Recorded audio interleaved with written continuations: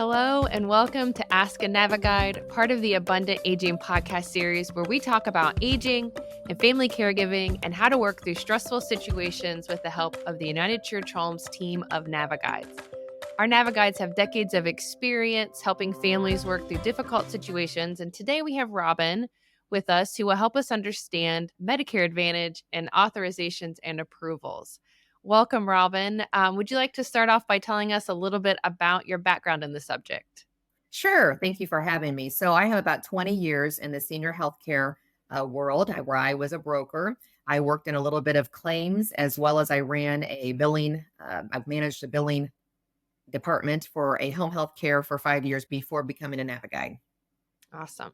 All right. So today we're talking about, like I said, Medicare and Medicare Advantage plans and getting approval or pre-authorizations for those health services. This might be something that most of the time we don't think a lot about because most of our interactions with the healthcare system are things like primary care visits, specialist visits, lab tests, and other things that just require copays and so on. But we know that situations may come up where you need more specialized treatments that require a pre-authorization or approval. Or you may be getting a treatment and you didn't know it needed a special approval until you incurred some unwanted charges. So, Robin, what are the sort of things that typically require a pre-auth?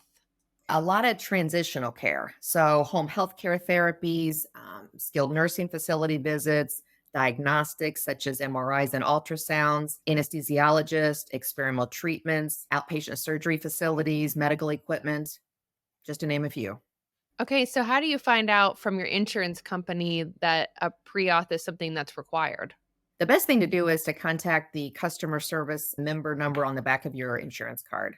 Unfortunately, though, we just don't always know the questions to ask, or it doesn't happen planned. That's where a lot of difficulties can arise. Yeah.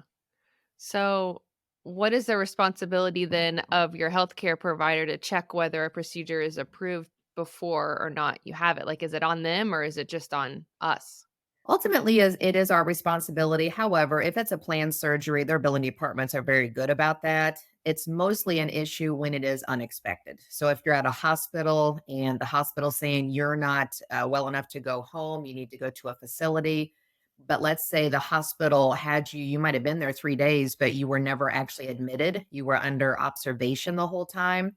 That could present an issue on going to a nursing facility for rehab.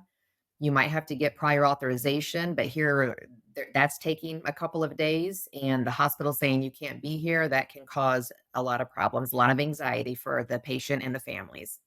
I can see that. So, I guess you always think that, when you call to get a pre-auth, or at least in my experience, you always just presume it's going to be approved. But what if you're in the situation where the insurance plan is denying payment because of a previous authorization issue or, what do you do if they just say no? That's it. It happens. It happens. I've had residents that come home, even though they're really not safe to be there. And here's the next issue. So with home health care, Medicare says they have to come in and evaluate you within 48 hours of being discharged from the hospital. However, if your care really should have went to a nursing home and you need more care than what the home health care can provide, that would cause liability issues. So they might not pick you up either for services. It can really be a nightmare. Mm, I bet. And I mean, it's just such a complicated system to navigate anyway, let alone, having, not getting that what you need when you need it. So if there is an issue like that, what steps could you take to resolve it in your favor? Oh my goodness. You might call your state health department. You might call your state insurance department and let them know that these are the issues that you're having with the insurance company, or call your company, your insurance company yourself. But it can be so hard for the families and the patients. I mean, when you're needing care, that's just the last thing you want to think about. Right.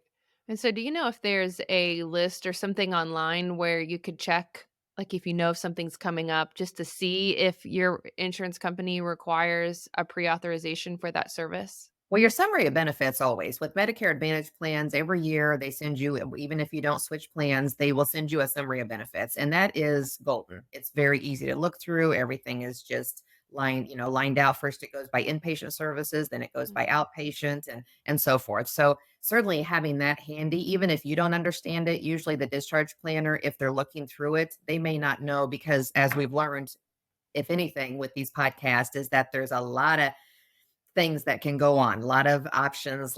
But usually, if they're looking at that, they will understand the terminology a little bit better than you, and they can help you find the answers to at least have a general idea of what to expect. Mhm. But that's really about all you can do. I mean, it's just to try to be prepared. But then when you're in there, again, having something like a NaviGuide, or if you know someone, and even an insurance agent will help you understand the terminology a little bit better and know where to go from there. So even contacting your broker might help. Mhm. It's good information. And it's also helpful to listen to podcasts like this, right? That uncover these sort of things that we don't think about until we're in the situation and it may be too late. So I appreciate you saying to have that information prepared and ready. So if you know something's coming up, or if you have a certain health issue, you can kind of already be prepared in that way. So good information, Robin. Thanks you so much for sharing today. Thank you. And thank you for listening to this episode of Ask a Naviguide, part of the Abundant Aging podcast series brought to you by United Church Homes. If you like today's show, please like, share, and subscribe. For more information about the UCH Naviguide program, please visit uchnaviguide.org. And for more information about United Church Homes, visit unitedchurchhomes.org. We'll see you next time.